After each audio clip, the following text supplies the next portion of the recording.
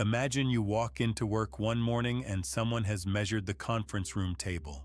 They used a tape measure, 2 meters exactly, precise, careful, double-checked. And then someone else comes in with a laser rangefinder, precision engineered, calibrated in a certified laboratory, trusted by aerospace engineers. And that laser reads 2.2 meters.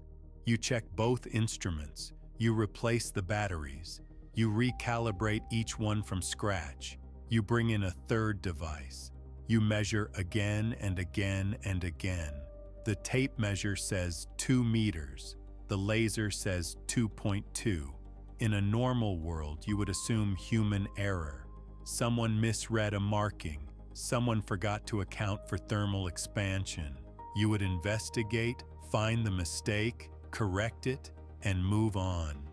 But what if you could not find the mistake? What if, after a decade of checking, after thousands of scientists across dozens of countries independently verified both measurements using every technique known to human civilization, both instruments were still right? What if the table itself was the problem? This is not a hypothetical. This is cosmology in the year 2025. And the table, in this case, is the entire universe. Welcome. Today we are not going to talk about something that might someday matter. We are going to talk about something that is already breaking the most successful scientific model humanity has ever constructed. We are going to talk about a single number that, when measured 2 different ways, gives 2 different answers. And those answers do not agree. And that disagreement, that tiny, stubborn, infuriating gap between 2 otherwise impeccably verified values has become the most significant crisis in modern cosmology. Scientists call it the Hubble tension, but that name is deceptively gentle. A tension sounds like something you relieve with a deep breath, like a knot in a muscle, like a disagreement between colleagues resolved over lunch. It sounds manageable, temporary, small. This is not that. This is a crack in the foundation, a fissure running through the bedrock of our understanding of how the cosmos works.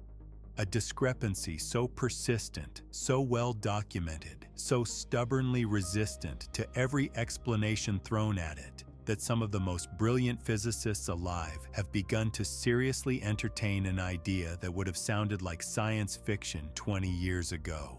Our model of the universe might be fundamentally wrong, not slightly miscalibrated, not a rounding error buried in a spreadsheet. Fundamentally, structurally, perhaps irreparably wrong in ways that will require us to rebuild our understanding of the cosmos from the ground up.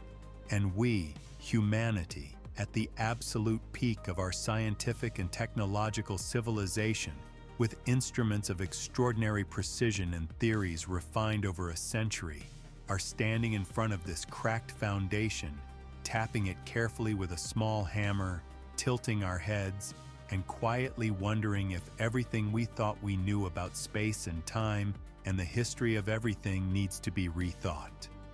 Let that sit with you for a moment. Then let's go deeper. In 1929, an astronomer named Edwin Hubble made a discovery that rewrote the story of everything. Looking through the 100-inch Hooker telescope at Mount Wilson Observatory in Southern California, he observed that distant galaxies were moving away from us. Not just some of them, all of them, in every direction. And the farther away a galaxy was, the faster it appeared to be receding. The universe was expanding. This was not expected. Albert Einstein himself had added a cosmological constant to his equations specifically to prevent this, wanting a static, eternal cosmos. When Hubble's data arrived, Einstein reportedly called that constant the greatest blunder of his life. Rewinding the expansion backwards, tracing the outward motion of all those galaxies back to their origin, compressing them through billions of years of cosmic time, led to a single point of unimaginable density and temperature. what we call the Big Bang. For nearly a century, this has been our story. A universe born approximately 13.8 billion years ago, expanding outward, cooling, forming hydrogen and helium. Then the first stars, then heavier elements forged in nuclear fires and scattered by stellar explosions, then galaxies, then planets. Then, in one remarkable and deeply improbable corner of one spiral arm of one mid-sized galaxy, chemistry becoming biology, biology becoming consciousness, and consciousness beginning to ask questions about its own origin. It is a staggeringly beautiful story, supported by more evidence than almost any other scientific theory in history. The standard model of cosmology, called lambda CDM, is not a rough sketch. It is a precision instrument, refined over generations of brilliant researchers. And right now, the numbers do not agree. The quantity that describes how fast the universe is currently expanding is called the Hubble constant, denoted h0. It tells you how fast a galaxy will be receding from you based purely on its distance. For every megaparsec, every 3.26 million light-years of distance, that galaxy moves away from you by some number of kilometers every second. That number, the Hubble constant, is what scientists cannot agree on. There are two primary ways to measure it. Two independent chains of evidence, assembled painstakingly over decades, each cross-checked against every known source of error, each validated by independent teams using independent instruments. And they give different answers. The first method reaches back to the very beginning. It examines the cosmic microwave background, the faint, uniform glow of ancient light that fills the entire sky. This is the afterglow of an epoch roughly 380,000 years after the Big Bang, when the universe had cooled just enough for electrons and protons to combine into neutral hydrogen, and for light to travel freely through space for the very first time. Before that moment, the universe was opaque. After recombination, the universe became transparent, and the light trapped in the early plasma streamed outward in all directions. That light has been traveling ever since, 13,400 million years of uninterrupted journey. Today, it reaches us from every direction equally, cooled by the expansion of space to approximately 2.7 degrees above absolute zero, a whisper of microwave radiation, ancient beyond comprehension. Using data collected by the European Space Agency's Planck satellite, which mapped the cosmic microwave background across the full sky with sensitivity that earlier generations would have considered miraculous, scientists extracted a Hubble constant of approximately 67.4 kilometers per second per megaparsec. 67.4. Write that down. Hold it. Now comes the second method. The second method does not look backward into ancient history. It looks outward into the present universe using a chain of overlapping distance measurements called the cosmic distance ladder. Each rung is calibrated using the rung below it, extending reach farther into the cosmos. The first rungs are geometric, pure triangulation using the Earth's orbit as a baseline. Then come Cepheid variable stars, which pulsate with rhythms precisely linked to their true luminosity, making them natural distance markers that can be seen in galaxies tens of millions of light-years away. Then come Type 1a supernovae, thermonuclear detonations of white dwarf stars that always explode at essentially the same intrinsic brightness, approximately 5 billion times the luminosity of our Sun, serving as what astronomers call standard candles across billions of light-years. Know the true brightness. Measure the apparent brightness, calculate the distance, then measure the recession velocity of the host galaxy. The answer the distance ladder gives, approximately 73 kilometers per second per megaparsec. 73. Two measurements, two independent chains of evidence, two answers, 67.4 versus 73. The gap is approximately 9%. In ordinary life, 9% is barely noticeable. A generous tip at a restaurant, a minor retail markup, forgettable. But in cosmology, in a field where every source of error has been hunted down, catalogued, and corrected for by multiple independent teams across multiple decades, 9% is a canyon. 9% is the universe telling us something we do not understand. And what makes this gap uniquely, deeply unsettling is that it has not closed. Year after year, as measurements have improved and instruments have become more sensitive, the gap has not narrowed. It has become more precise, more statistically undeniable. In science, we measure statistical significance using standard deviations, sigma. 1 sigma means a result could plausibly be coincidence.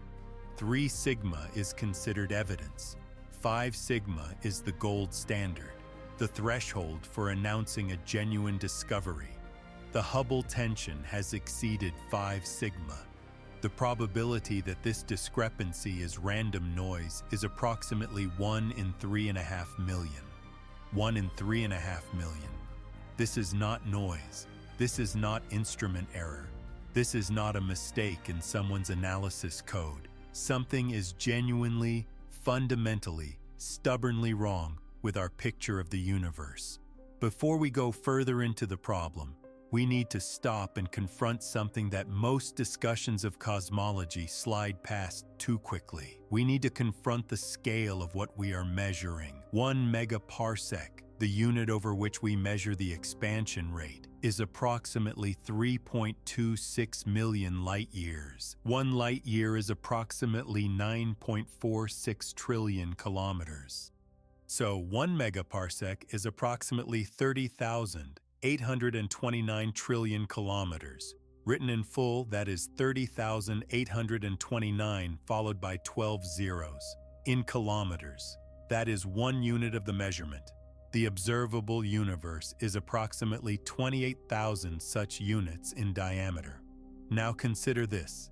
The entire recorded history of human civilization, from the first cuneiform writing in ancient Mesopotamia to the launch of the James Webb Space Telescope, spans approximately 5,000 years. In that time, light has traveled approximately 47 trillion kilometers. The observable universe is hundreds of sextillions of times larger than that distance. A sextillion is a 1 followed by 21 zeros. Try to feel that. Not merely think it, feel it. You cannot. No one can. The scale is categorically beyond human intuition. We are creatures of grams and kilometers and years, trying to reason about structures measured in billions of light years, with brains that evolved to track prey across a savanna and recognize faces in firelight. Here is a different kind of scale. Imagine the entire history of the universe compressed into a single calendar year. The Big Bang occurs on January 1st at midnight. Right now is the very last second of December 31st. The first stars do not ignite until January 22nd. The Milky Way assembles itself around March 16th. The Sun forms on September 2nd. Multicellular life appears on December 5th. Dinosaurs go extinct on December 29th. The entire history of our species, every civilization ever built, every war ever fought, every moment of grief or wonder or love, occupies approximately the final 12 seconds of December 31st. And in those 12 seconds, we looked up at the sky and started measuring the universe. We built instruments of extraordinary precision. We sent telescopes into orbit. We trained them on the oldest light in existence. We derived a number, and then we derived it a different way, and the two numbers did not match. That is where we are. 12 seconds into a year that began with everything, and we have already found a crack in our best map of it. There have been heroic efforts to find errors in both measurement chains. The CMB measurement from the Planck satellite has been reanalyzed by independent teams across the world. The data processing pipeline scrutinized line by line.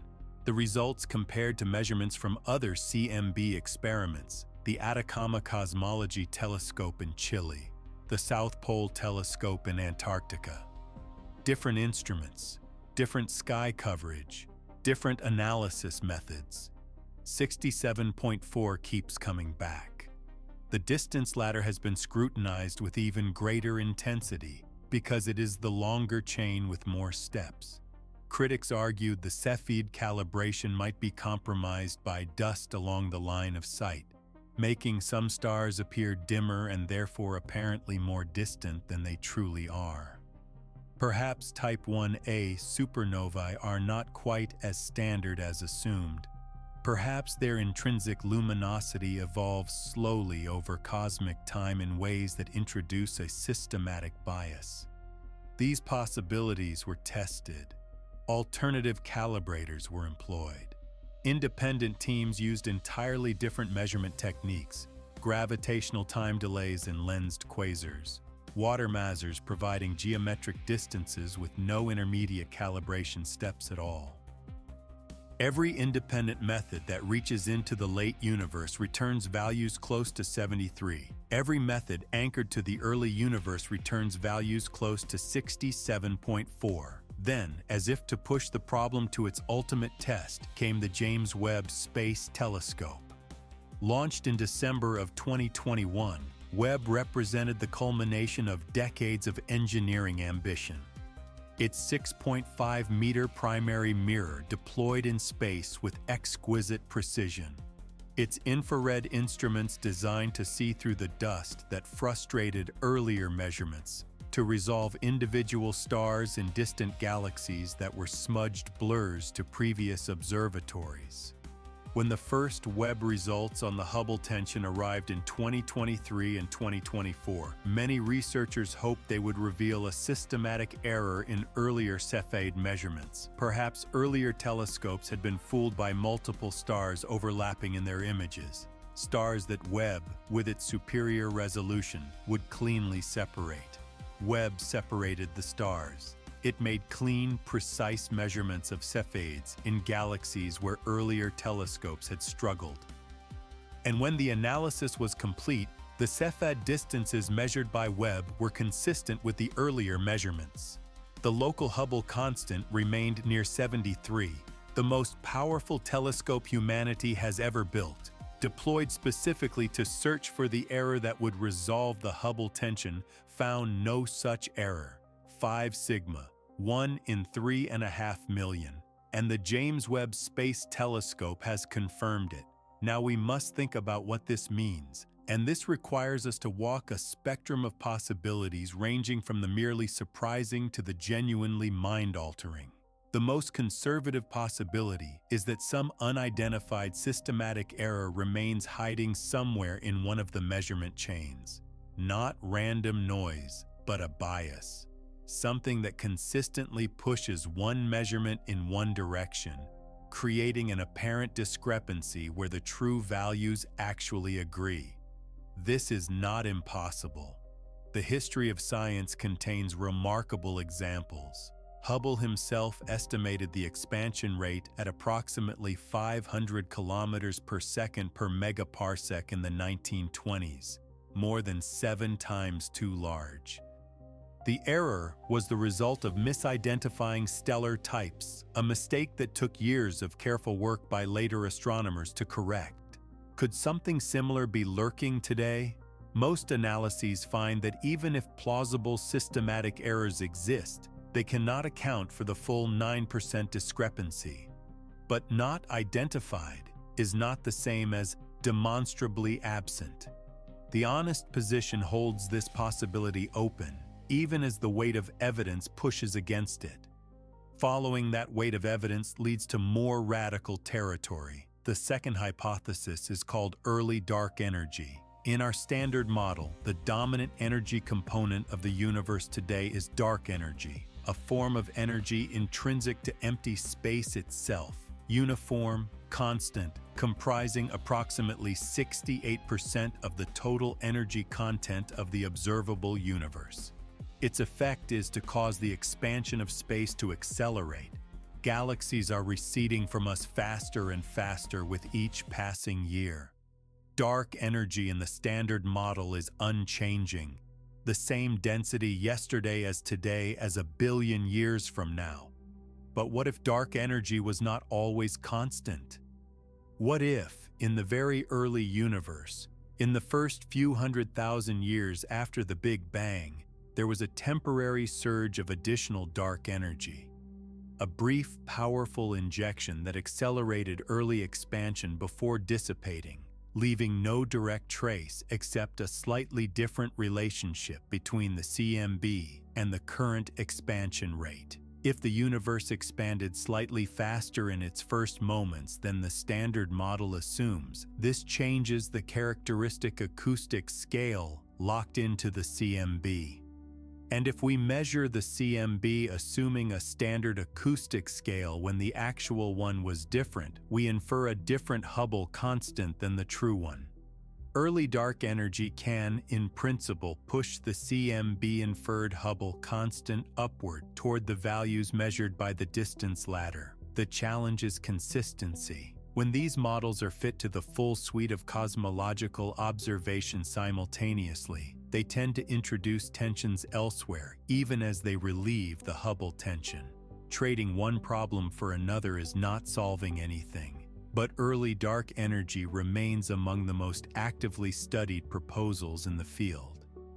The third direction reaches into something deeper and stranger. It asks whether general relativity itself, the geometric theory of gravity more than a century old, might behave differently on cosmological scales. In the solar system, general relativity passes every test with extraordinary precision.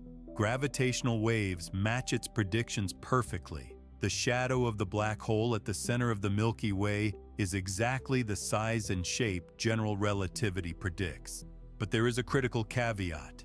General relativity has never been directly tested on scales of hundreds or thousands of megaparsecs, the scales on which we observe the cosmic web of galaxies and voids. Cosmology applies an equation derived and tested within our solar system to a universe that is billions of light-years across. This is an extrapolation, well motivated, but an extrapolation nonetheless.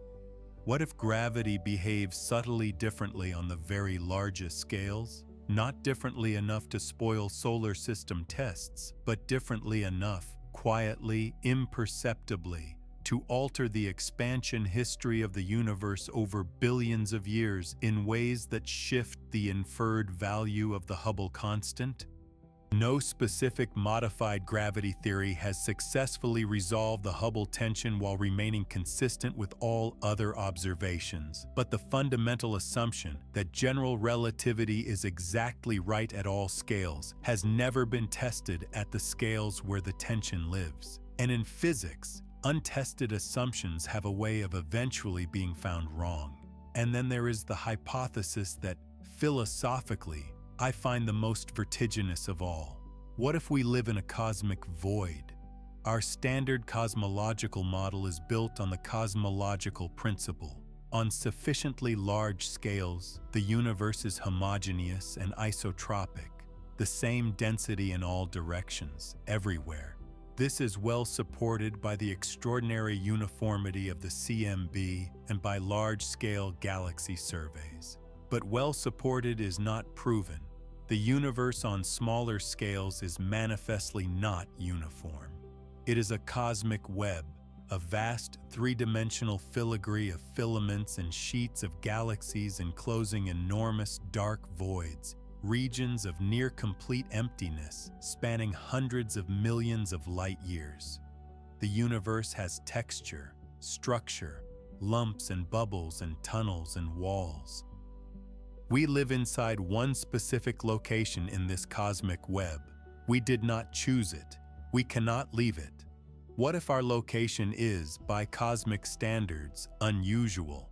What if the Milky Way happens to sit inside a large region of below-average matter density, a bubble of relative emptiness stretching for hundreds of megaparsecs in all directions? This matters for the Hubble tension in a specific and quantifiable way. Matter density resists the expansion of the universe through gravitational attraction. In a less dense region, a void, the local expansion rate is elevated because there is less gravitational braking. An observer in a void would measure a locally higher Hubble constant than an observer in an average density region. When that locally high value is compared to a Hubble constant derived from the early universe under the assumption of perfect homogeneity, there would be a discrepancy. The local measurement reads high. The early universe prediction reads low. The numbers do not match. Some observational evidence suggests our local cosmic neighborhood may indeed be somewhat underdense. There are hints of a structure called the KBC void, a region of below-average galaxy density that may extend for over 1 billion light-years, centered roughly on our location. Its depth and significance are actively debated, but it may contribute. The philosophical implication cuts deep. If we live in a void, the local Hubble constant measurement giving 73 is real. It accurately describes the expansion rate in our cosmic neighborhood, but it does not describe the expansion rate of the universe as a whole. It describes a local fluctuation, a bubble in an otherwise different sea, and the CMB-derived value, 67.4, might be closer to the true universal average. We would be like a navigator who measures the current in an eddy at the river's edge and concludes that the whole river flows at that rate. The measurement is accurate, the inference is wrong. Not because the navigator is incompetent, because the navigator did not know they were in an eddy. We have been measuring the universe from inside a specific, potentially atypical location, and we may only now be beginning to suspect that our address in the cosmos is not the cosmic average. And so we arrive at last, at the place where the science leads and the meaning begins. Our cosmic clock runs wrong. 2 measurements, 2 independent hands pointing to different times, both telling the truth about what they see, neither able to explain why the other sees something different. We built the finest instruments in human history to resolve this discrepancy. We launched the Planck satellite and spent 4 years mapping the oldest light in the universe to precision that seems almost inconceivable. We built the James Webb Space Telescope, deployed it 1.5 million kilometers from Earth, aimed it at Cepheid stars with the sharpest vision ever achieved, and the clock still runs wrong. There is something I think about when I sit with this problem for a long time, something that goes beyond the equations and the data sets and the sigma values. It is a simple question that science itself cannot answer. Why should the universe be comprehensible? This is not a rhetorical question. It is a genuine one. We assume, because our assumptions have been so spectacularly rewarded, that the universe operates according to principles that minds like ours can discover and understand. That the laws of physics, however strange, can be encoded in mathematics that our minds can speak, and that with enough intelligence and patience, we can read the universe like a book. This assumption has worked, again and again, for 4 centuries of modern science. It gave us the atomic theory of matter, the quantum theory of fields, the general relativistic description of space-time. It let us predict the behavior of black holes before we ever observed one, and determine the chemical composition of the atmospheres of planets orbiting distant stars by analyzing tiny variations in their starlight. The physicist Eugene Wigner called it the unreasonable effectiveness of mathematics. The fact that abstract structures invented by human minds for purely aesthetic reasons turn out, time and again, to describe physical reality with extraordinary precision. This is not at all obviously true. A universe could exist, it seems entirely coherent to imagine one, in which nature does not have the kind of mathematical structure that human minds can grasp, in which the patterns are real but forever hidden from beings like us. We do not live in that universe. Or at least, we have not yet encountered it. But the Hubble tension is a reminder that we cannot assume comprehensibility extends indefinitely. The universe was not constructed for our benefit. The laws of physics were not written for us to read. In the late 19th century, Newtonian mechanics was the most successful scientific framework ever constructed. It had explained the motions of the planets, the behavior of gases, the physics of everything that moved. It had been refined and tested for 2 centuries. It seemed unassailable. And then came the anomalies, the failure to detect the ether, the perihelion precession of Mercury that Newtonian gravity could not explain, the black body radiation problem. Each was, in its time, something like the Hubble tension, an anomaly that refused to go away, a measurement that did not fit the theory. And they were not solved by adjusting the parameters of Newtonian mechanics. They were solved by replacing Newtonian mechanics with special relativity, with general relativity, with quantum mechanics. 3 theories that together transformed our understanding at every scale. Theories whose consequences we are still discovering a century later. The Hubble tension may be our Michelson-Morley experiment, our perihelion precession. It may be the crack through which the light of a new physics shines. There is a version of this story that ends in resolution. In 10 years, or 20, or 50, a measurement arrives that is clean and clear and irrefutable. A new telescope, a new method, a new theoretical insight identifies the error. In the distance ladder, in the CMB analysis, in the Standard Model itself, and the Hubble constant is pinned to a single value that every method agrees on. The crisis is resolved. The textbooks are updated. Cosmology moves on. I hope this version comes true. I believe it probably will. The history of science is a history of anomalies resolved, of cracks repaired, of maps redrawn to fit the territory more precisely. But even in that resolution, something will have changed. Something will have been learned that goes beyond the numerical value of h0, because the Hubble tension has already done something important. It has reminded a civilization that is sometimes too confident of its own understanding that the universe is not finished surprising us. That precision, taken seriously, eventually reveals its own limits. Edwin Hubble stood at his telescope in 1929 and gave us a number, and that number opened a century of questions. A century later, we measure that same number with 1,000-fold greater precision, and the precision has revealed a crack that the rougher earlier measurements could not see.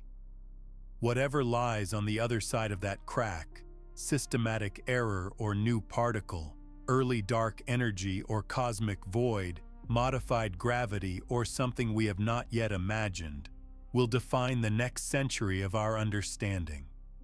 We are, as we have always been, at the edge of what we know.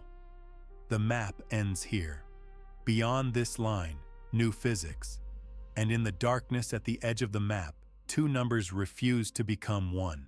67.4, 73. These are not just numbers. They are positions in a debate that the universe is having with itself, using our instruments as its voice. They mark the boundary of our current understanding the way the edge of an ancient map marks the boundary of the known world.